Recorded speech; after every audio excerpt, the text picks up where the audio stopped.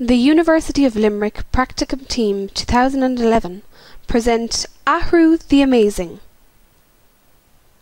Once upon a time, in a land called Éire, terrible events were unfolding.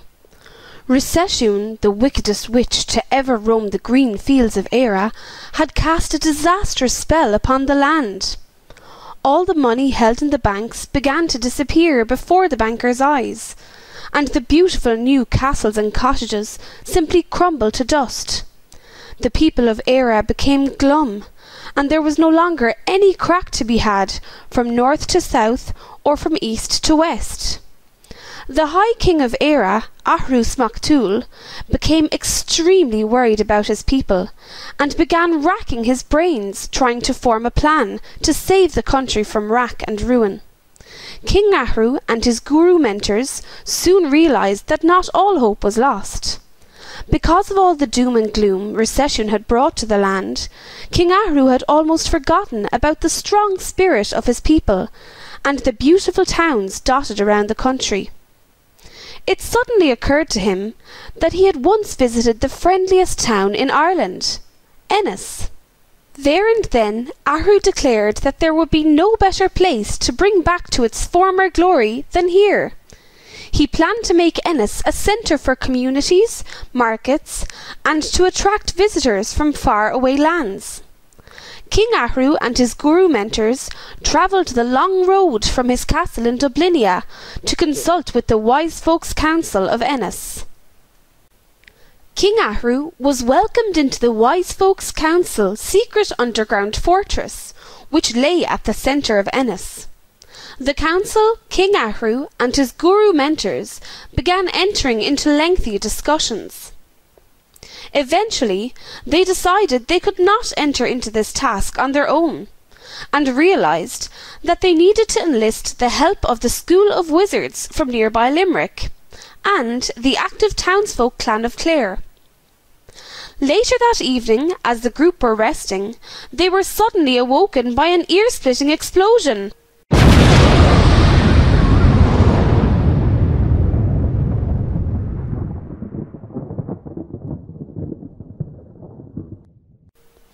They all fell from their seats as the room shook beneath their feet.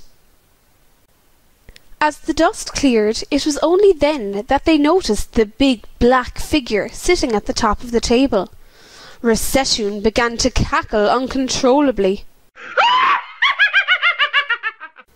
King Athrú was not scared by the witch's antics and marched up to challenge her.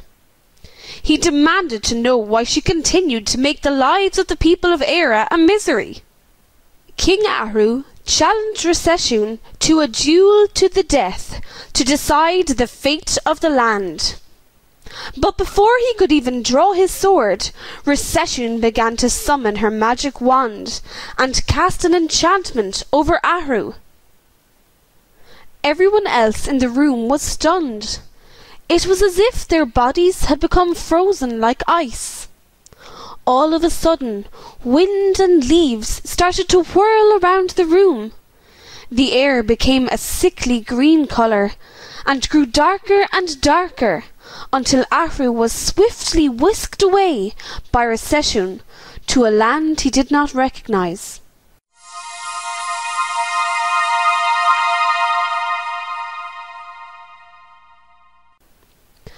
This place was dark, with a strange stench that seemed to envelop the few living things which were left. Empty tin cans were strewn all around Athrú's feet. Some of the walls appeared to have been knocked down, while others were covered with graffiti. In the distance, Athrú could see a black mass winding through the ruins of the town. It was only when he spotted a bridge that he realised that this was a river.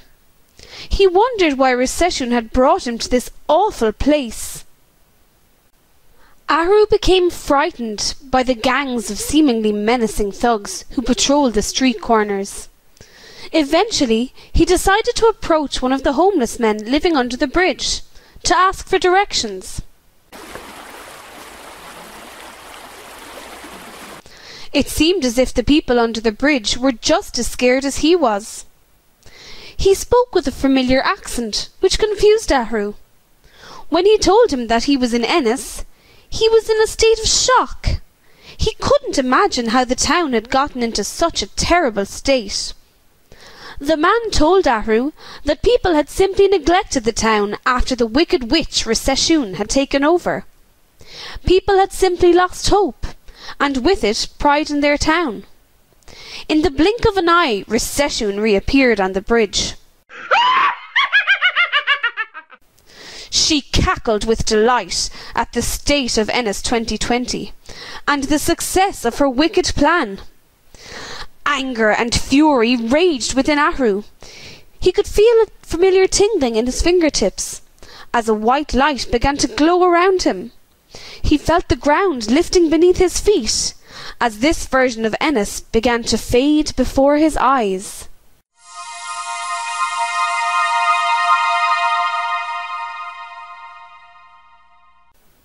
This bleak place was replaced by a colourful, joyful haven. Immediately Athrú felt much more at ease. He was able to recognise the River Fergus this time, but now there were families picnicking along the banks, as children played together in the playground. People were playing beautiful music on street corners, as the townsfolk mingled in the streets, as they cycled and strolled together on their way to and from work.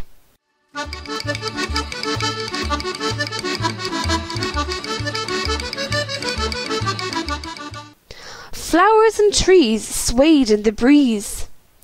Athrú began to explore the town, and was so impressed by the state-of-the-art sports stadium which towered above him. He passed the newly built college, where students hurried from one class to the other, and followed the waft of freshly baked bread until he arrived at a covered market area. He listened intently to the people as they chatted in many different languages about the different events going on in the town. He knew this was the Ennis of 2020 in his dreams. His mind began to wander back to the Ennis he was trying to save, and once again he could feel tingling in his fingertips as a white light began to glow around him. He felt the ground lifting beneath his feet as he was transported back to the Wise Folks Council's secret underground fortress.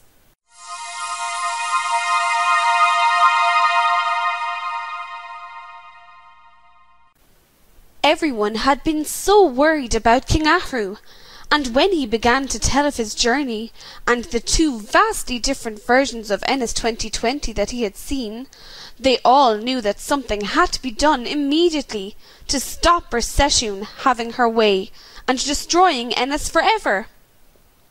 The thought occurred to the group that the best way to improve the town would be to get the townsfolk to take part in the mission. The group decided that the town crier would announce a World Cafe meeting to the townsfolk.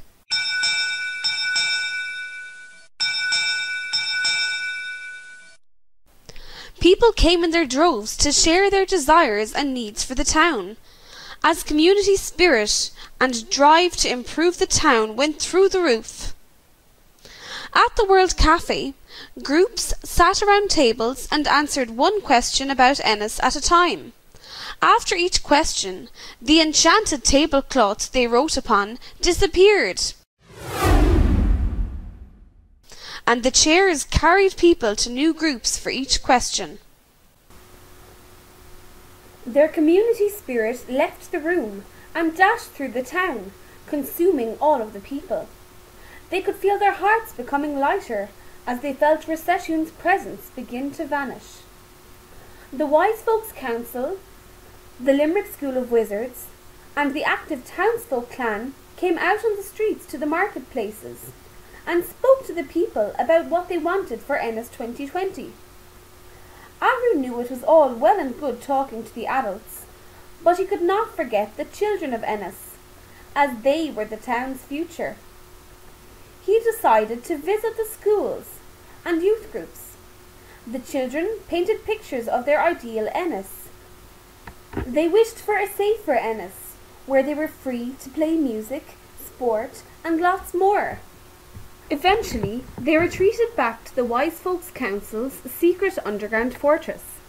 They stayed for 10 days and 10 nights, putting together all the feedback from the townsfolk, and eventually emerged with a plan for the bright, vibrant future of a thriving Ennis of 2020.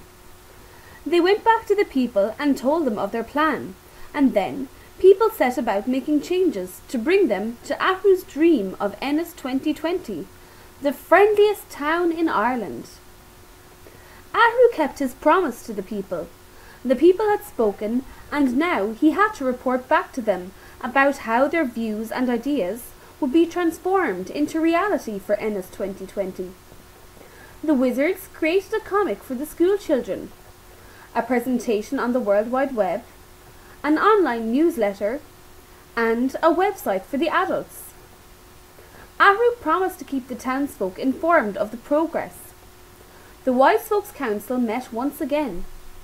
Athrú presented all of the information to the Wise Folks Council.